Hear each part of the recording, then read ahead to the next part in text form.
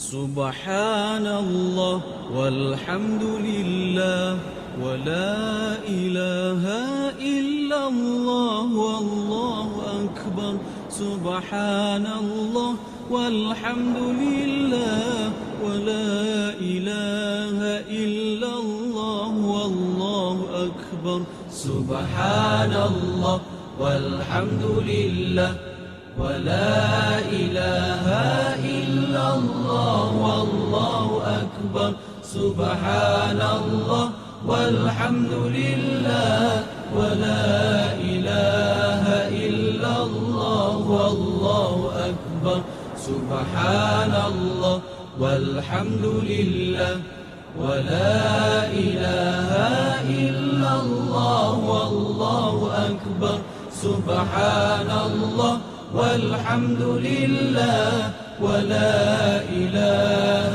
إلا الله والله أكبر سبحان الله والحمد لله ولا إله إلا الله والله أكبر سبحان الله والحمد لله ولا إله إلا الله والله أكبر سبحان الله والحمد لله ولا إله إلا الله والله أكبر سبحان الله والحمد لله ولا إله إلا الله والله أكبر سبحان الله والحمد لله ولا إله إلا الله والله أكبر سبحان الله والحمد لله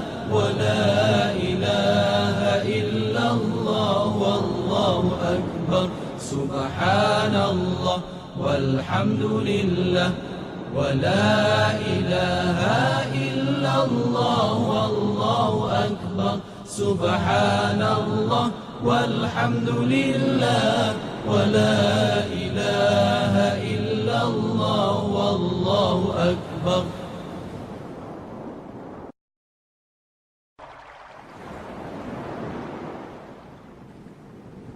سبحان الله والحمد لله ولا إله إلا الله والله أكبر سبحان الله والحمد لله ولا إله إلا الله والله أكبر سبحان الله والحمد لله ولا إله إلا الله والله أكبر سبحان الله والحمد لله ولا إله إلا الله والله أكبر سبحان الله والحمد لله ولا إله إلا الله والله أكبر سبحان الله والحمد لله ولا إله إلا الله والله أكبر سبحان الله والحمد لله ولا إله إلا الله والله أكبر سبحان الله والحمد لله ولا إله إلا الله والله أكبر سبحان الله والحمد لله ولا إله إلا الله والله أكبر سبحان الله والحمد لله ولا إله. The 42nd chapter of the book of Isaiah in the Bible clearly foretells the coming of an Arabian prophet, specifically Prophet Muhammad, peace and blessings be upon him. Isaiah describes itself as a prophecy about the future. God states that, "The former things have taken place, and new things I declare." God starts the chapter by drawing our attention to a very special person that he will send. He describes this person as my servant, whom I uphold, my chosen one in whom I delight. At least 3 of the names of the Prophet Muhammad are mentioned: servant, chosen one, and in whom I delight. Isaiah is originally written in Hebrew. Arabic and Hebrew share a lot of common words because they are both Semitic languages. Isaiah uses the Hebrew word ebed for servant. The Arabic word for servant is abd. Prophet Muhammad is known as God's servant. In Arabic, Abdullah. Chosen one is Mustafa in Arabic. This is another of the names of the Prophet Muhammad. The one in whom God delights in shows that this person is beloved to God. Habibullah in Arabic, which means beloved of God, also happens to be one of the Prophet Muhammad's names. In Isaiah, God also reveals the location of this special person. He states, "Let the wilderness and its towns raise their voices. Let the settlements where Kedar lives rejoice." Out of all the nations on earth that God inspired Isaiah to mention, He chose to highlight Kedar's location, so we should pay special attention. Throughout the Bible, Kedar and his sons are linked to Arabia. For example, the book of Ezekiel tells us that Arabia and all the princes of Kedar were your favorite dealers in lambs, rams, and goats. In these they did business with you. In Isaiah, God goes on to narrow the location down further to a specific city within Arabia. He states that the people of Selah should sing for joy. Let them shout from the mountaintops. The place Selah pinpoints the exact location in Arabia. The place being spoken of is the city of Madinah in Saudi Arabia, because Selah is the name of a famous mountain in Madinah. Medina was the city of the Prophet Muhammad. An important point worth mentioning is that historically we know there was a presence of various Jewish tribes in Medina before the advent of the Prophet Muhammad. Both Jewish historians and Islamic history records this fact. The question then arises, why were there numerous Jewish tribes within Medina? The answer is that the learned Jews were aware of this prophecy in Isaiah and were anxiously awaiting the coming of a new prophet. Islamic history records the fact that whenever a dispute arose between the Jews and the Arabs in Medina, the Jews used to taunt their pagan Arab neighbors by saying, "When our prophet arrives, we shall obliterate you." The Quran also affirms this. God says, "Is it not a sign to them that the learned men of the children of Israel knew it as true?"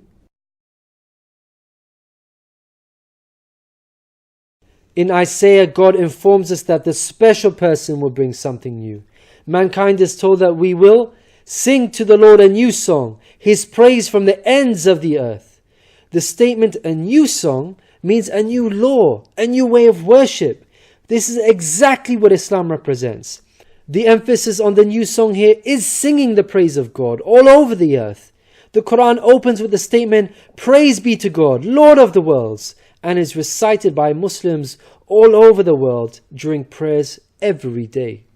The new song cannot refer to Jesus because He did not bring about anything new.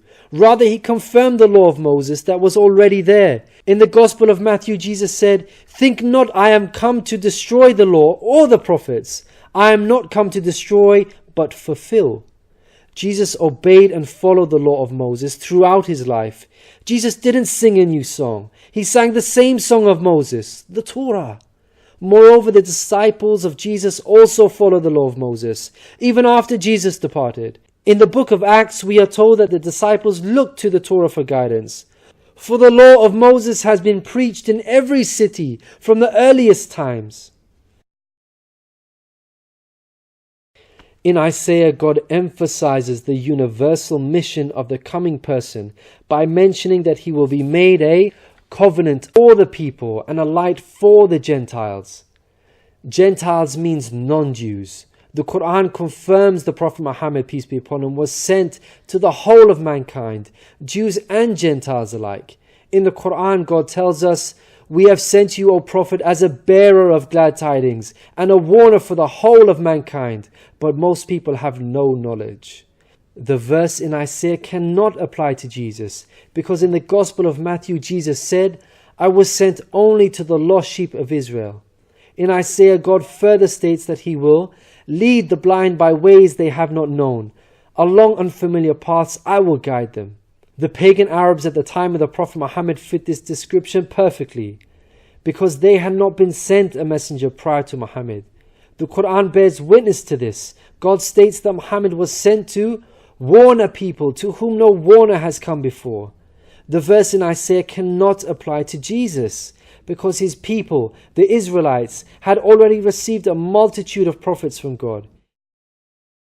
In Isaiah, God emphasizes that this special person will be sent to those who trust in idols, who say to images, "You are our gods." The whole of Arabia at the start of Muhammad's prophethood consisted of idol worshippers. Again, this cannot be a reference to Jesus, because his people, the Israelites, were monotheists and not idol worshippers. Moreover, Jesus explicitly told his disciples to stay away from the idol-worshipping Gentiles, the exact opposite of what God prophesied in Isaiah. The Gospel of Matthew tells us that these 12 Jesus sent out with the following instructions: "Do not go among the Gentiles." In Isaiah, God states that this special person will be a warrior and will go forth as a mighty man. He shall stir up jealousy like a man of war. He shall cry, yea, roar. He shall prevail against his enemies. Throughout history, God has dealt sternly with those who are sent guidance and persist in disbelief. Prophet Muhammad, peace be upon him, had to engage in many battles with the idol-worshipping enemies of God and ultimately prevailed against them. By comparison, Jesus did not triumph over his enemies. According to Christians, he was crucified by them. Moreover, Jesus wasn't interested in fighting. He was not a man of war. He was a pacifist, according to the Bible. He said such things as, "For all who draw the sword will die by the sword," and "My kingdom is not of this world. If my kingdom were of this world, then would my servants fight." In Isaiah, God gives us a list of momentous achievements for this special person. Chief of these is that the idol worshippers will be turned back in utter shame. Not only did the Prophet Muhammad conquer Mecca, the pagan capital of Arabia, but by the end of his life, in just 23 short years of prophethood, Arabia had shunned idol worship and now worshipped the one true God of Abraham. This cannot apply to Jesus, as it was Christians themselves who were humiliated and greatly ashamed for hundreds of years after Jesus. They were persecuted at the hands of the Roman Empire, who were idol worshippers. They executed some of the apostles of Jesus, such as Peter and Paul. Christians were tortured and even fed to the lions. Finally, Isaiah closes with an admonishment from God. "Hear, you deaf. Look, you blind, and see. You have seen many things, but you pay no attention. Your ears are open, but you do not listen. Which of you will listen to this or pay close attention in time to come?" It seems clear that the deaf and blind God is talking about in this verse are those who reject Prophet Muhammad, peace be upon him. Who among you will heed God by acknowledging him? Who will listen and pay close attention in time to come? الذين يتبعون الرسول النبي الأمي الذي يجدونه مكتوبا عندهم في التوراة والإنجيل يأمرهم بالمعروف